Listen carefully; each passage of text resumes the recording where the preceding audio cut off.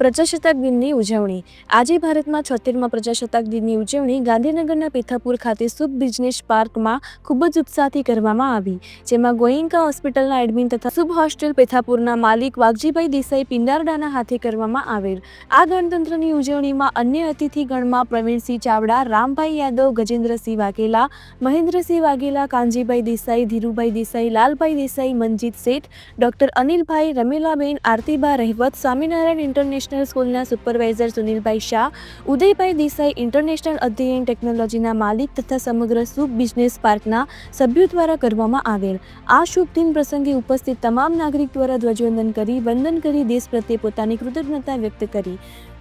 અહેવાલ ચિંતન શાહ, ગાંધીનગર.